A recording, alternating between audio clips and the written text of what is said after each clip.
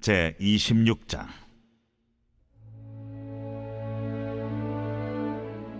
연병 후에 여호와께서 모세와 제사장 아론의 아들 엘르아살에게 말씀하여 이르시되, 이스라엘 자손의 온 회중의 총수를 그들의 조상의 가문을 따라 조사하되 이스라엘 중에 20세 이상으로 능히 전쟁에 나갈 만한 모든 자를 계수하라.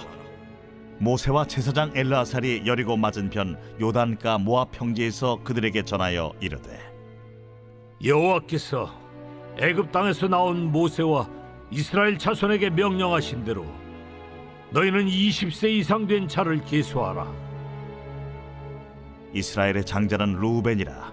루벤 차손은 한옥에게서 난 한옥 종족과 발루에게서 난 발루 종족과 헤스론에게서 난 헤스론 종족과 갈미에게서 난 갈미 종족이니 이는 루벤 종족들이라. 계수된 자가 43,730명이었더라. 발루의 아들은 엘리압이요 엘리압의 아들은 느무엘과 다단과 아비람이라.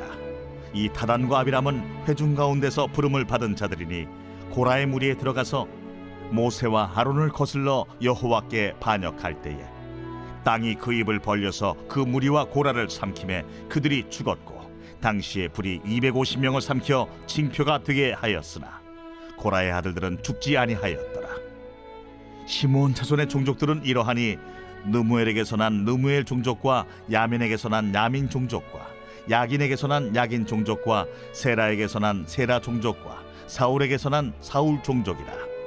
이는 시므온의 종족들이니 계수된 자가 22,200명이었더라.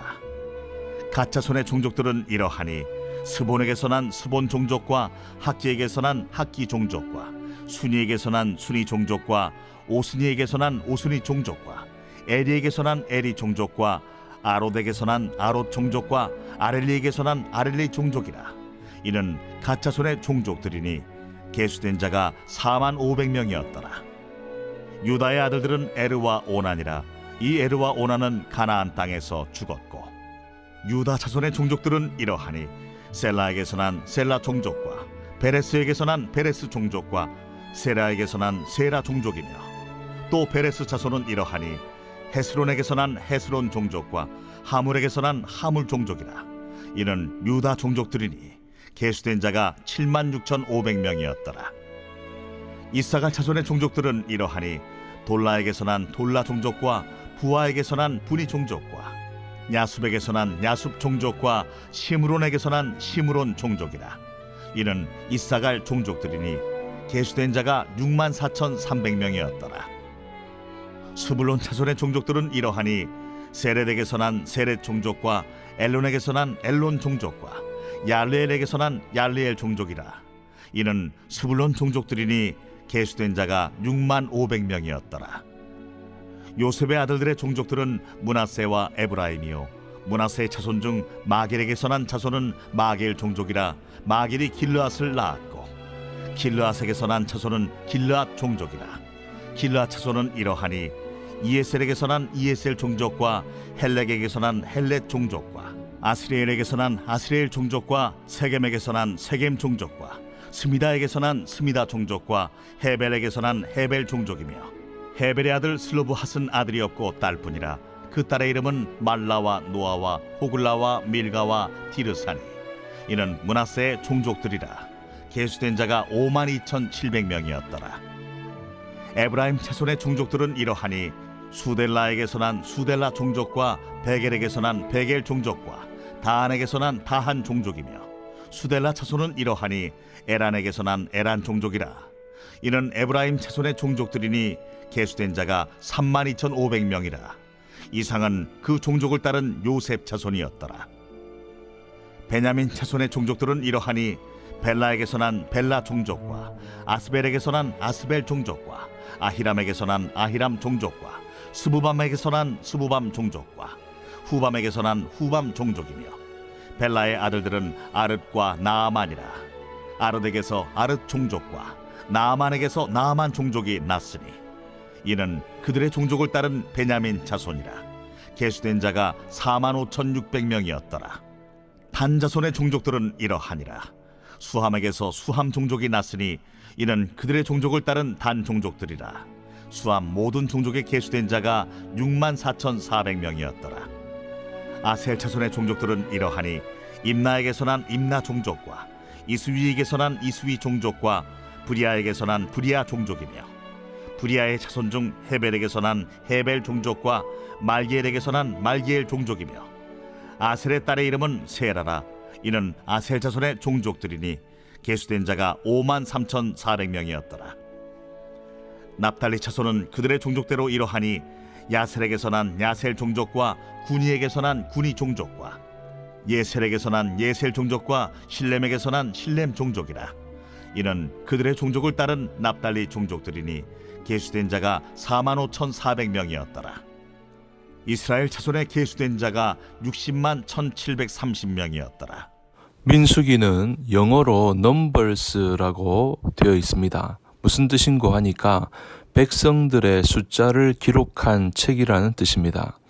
그래서 민수기는 1장에서 애굽에서 나와 둘째 해인 2월 1일에 백성들의 수를 계수한 내용이 기록되어 있습니다. 이것이 1차 인구조사입니다. 레위인을 제외하고 전쟁에 나가 싸울 만한 20세 이상의 남자들만 계수했을 때 60만 3,550명이었습니다. 민수기 1장 46절에 그 기록이 나오지요. 그리고 오늘 민수기 26장에 보시면 40년간의 광야 방황 생활을 마친 후에 모압 평야에서 가나안 땅에 들어가기 전에 다시 한번 인구 조사를 하게 됩니다. 이것을 2차 인구 조사라 할 수 있는데 오늘 본문 51절에 보니까 60만 1,730명이라고 되어 있습니다. 1차 인구 조사와 2차 인구 조사의 숫자의 차이가 1,820명입니다. 여러분 한번 생각해 보십시오. 처음 애굽에 들어갈 때는 인구가 70명에 지나지 않았습니다. 그런데 440년이 지난 후에 남자 장정만 60만 3,550명이 되었습니다. 그러니까 그만큼 자손이 번성했다는 것입니다. 하지만 광야 생활 40년 생활을 지나는 동안 다시 인구 조사를 했더니 인구가 증가되기는커녕 도리어 1,820명이 감소한 것입니다. 그러니까 결국 출애굽하고 나서 조사한 인구조사와 이제 정확하게 38년이 지난 시점에 했던 인구조사에서 1,820명이 감소했다는 것입니다. 특별히 인구조사하면 우리가 사무엘하 24장에 나오는 다윗의 인구조사를 생각할 수 있습니다. 그런데 모세는 인구조사를 2번씩이나 하고도 혼나지 않았지만 다윗이 인구조사를 했을 때는 하나님이 진노하셨습니다. 그래서 역병으로 7만 명이나 죽이시는 형벌을 내리셨습니다. 왜 이런 일이 벌어졌을까요? 둘 다 같은 인구조사지만 동기가 달랐기 때문입니다. 민수기에서의 1차 인구조사는 하나님의 명령을 따라 시행한 것입니다. 광야에서 질서 있는 행군을 하기 위해 시행한 것입니다. 2차 인구조사는 이제 약속의 땅 가나안 땅에 들어가서 효율적으로 전쟁을 하기 위해서 이제 그러한 목적으로 하나님의 명령을 따라 행해진 것이었습니다. 그러나 다윗의 인구조사는 전혀 다릅니다. 다윗은 통치 말기에 국가가 번영하고 백성들의 숫자가 늘어나며 땅이 확장되면서 교만하게 되었습니다. 그래서 국방력을 과시하고 싶은 목적으로 인구조사를 시행하려고 했던 것입니다. 하나님께서는 이와 같은 다윗의 동기를 싫어하셨기 때문에 진노하셨던 것입니다. 그래서 무려 7만 명에 이르는 이스라엘 백성들을 역병으로 치셨던 것입니다. 그러므로 여러분, 우리가 어떤 일을 할 때에는 동기가 중요합니다. 그 일을 하게 된 동기가 너무나도 중요한 것입니다. 그러므로 무슨 일을 하든지 간에 올바른 동기로 살아가는 저와 여러분 되시기를 바랍니다. 그리고 여러분 1차 인구조사와 2차 인구조사의 방식은 동일했습니다. 20세 이상의 남자로서 전쟁에 나가 싸울 만한 남자만 계수했습니다.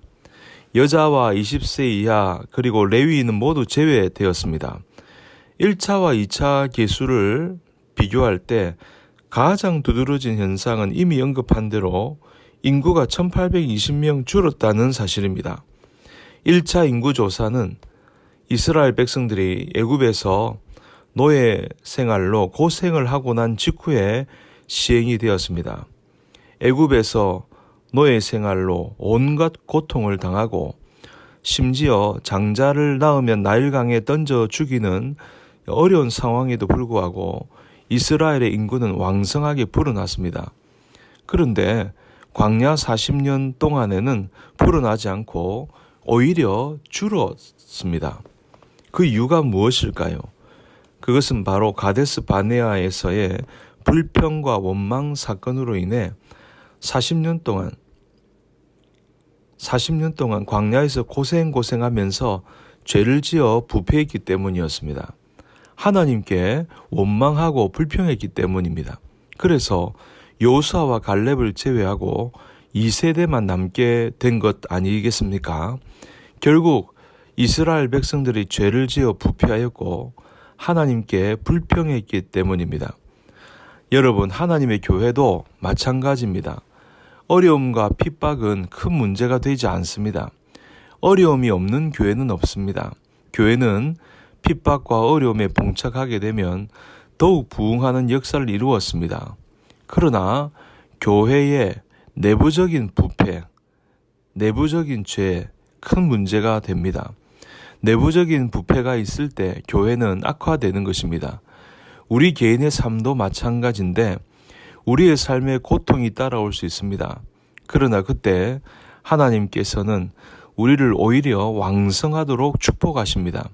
그러나 우리의 삶에 내부적인 부패가 있으면 우리는 고통을 겪게 될 것입니다. 그러므로 우리는 핍박과 고난보다 내부적인 부패와 죄악을 더 두려워해야 합니다. 우리가 싸우고 경계해야 할 것은 바로 내부적인 죄악, 부패입니다. 그러므로 우리는 어려움을 두려워하지 말고 우리 내부의 죄악과 부패와 그리고 동기를 살피며 살아야 할 줄로 믿습니다.